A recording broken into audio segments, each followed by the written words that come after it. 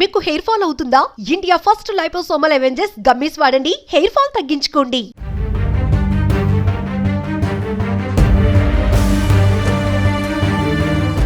ప్రయాగ్రాజ్లో జరుగుతున్న మహాకుంభమేళలో మౌని అమావాస్య సందర్భంగా జరిగిన తొక్కిసలాట ఘటనను దృష్టిలో ఉంచుకొని ఈసారి ప్రత్యేక ఏర్పాట్లు చేస్తోంది ఉత్తరప్రదేశ్ ప్రభుత్వం. ఇందుకు చేయాల్సిన సన్నాహాలు, ట్రాఫిక్ నియంత్రణ, మార్గదర్శకాలపై సీఎం యోగి ఆదిత్యనాథ్ సమావేశం ఏర్పాటు చేశారు. అసలు మాఘ పౌర్ణిమ అంటే ఏమిటి? ఏంటి దీని స్పెషల్? మాఘ పౌర్ణిమ రోజు మహాకుంభమేళలో పవిత్ర స్నానం చేస్తే ఏమవుతుంది? కుంభమేళకు వెళ్ళలేని వాళ్ళు ఎలా చేయాలి?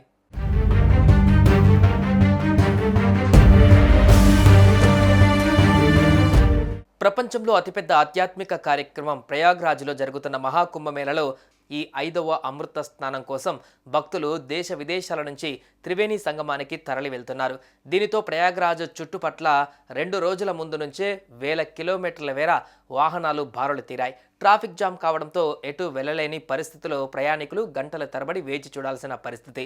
అమృత స్నానం మరీ ప్రత్యేకం కాబట్టి రద్దీ మరింత పెరిగే అవకాశం ఉంది. మౌని అమావాస్య సందర్భంగా జరిగిన తొక్కిసలాట ఘటనను దృష్టిలో ఉంచుకొని ఈసారి ప్రత్యేక ఏర్పాట్లు చేస్తుంది ఉత్తరప్రదేశ్ ప్రభుత్వం. ఈసారి అలాంటి ప్రమాదాలకు తావు లేకుండా భక్తుల భద్రత కోసం తగిన సన్నాహాలు చేస్తుంది. ఈ విషయమై సీఎం యోగి ఆదిత్యనాథ్ అధికారులకు దిశానిర్దేశం చేశారు.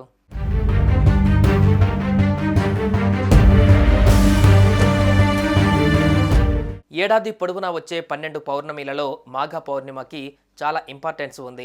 ఈరోజు విష్ణువుకు మహాలక్ష్మీదేవికి అంకితం చేయబడిందని పురాణాలు చెబుతాయి. ఈ రోజున పవిత్ర నదులలో స్నానాలు, దాన ధర్మాలు, ఆరాధనలు చేస్తే మంచిది. సూర్యుడు మకర రాశిలో, బృహస్పతి వృషభ రాశిలో ఉన్నప్పుడు అమృత స్నానం ఏర్పడుతుందని జ్యోతిష్యులు తెలిపారు. ఈసారి ఫిబ్రవరి 12న సూర్యుడు కుంభరాశిలో ఉంటాడు కాబట్టి ఈసారి సాధారణ స్నానం మాత్రమే ఉంటుంది.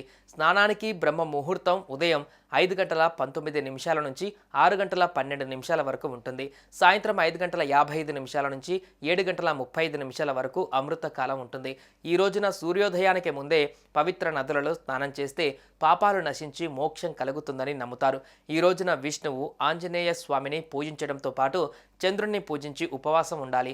దాన ధర్మాలు చేయడం, పేదలకు అన్నం పెట్టడం, బట్టలు దానం ద్వారా పుణ్యం లభిస్తుంది. ఈ పర్వదినాన పేదలకు సహాయం చేయండి. అలాగే మీ ఇంటి చుట్టుపక్కల ఆవు ఉంటే ఆవుకు ఆహారం ఇవ్వడం మంచిది.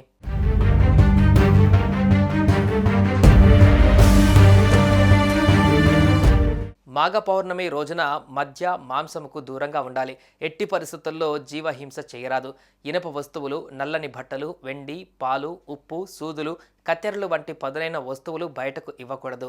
ఇలా చేయడం వల్ల శని, చంద్రదోషాలు వస్తాయని చెప్తారు. వీలైతే వంటకాలలో ఉల్లి, వెల్లుల్లిని తీసుకోకుండా ఉండాలి. మీ భోజనం మీరే వండుకోవడానికి ప్రయత్నించండి. ఇక ఇతరులను మోసగించడం, దూషించడం, శారీరకంగా మాటలతో గాని హింసించడం వంటివి చేయకూడదు. ఇతరులను అకారణంగా నిందించకూడదు. నల్ల దుస్తువులు ధరించకూడదు. రాత్రి ఎక్కువ సమయం వరకు మేలుకొని ఉండకూడదని పండితులు చెబుతారు.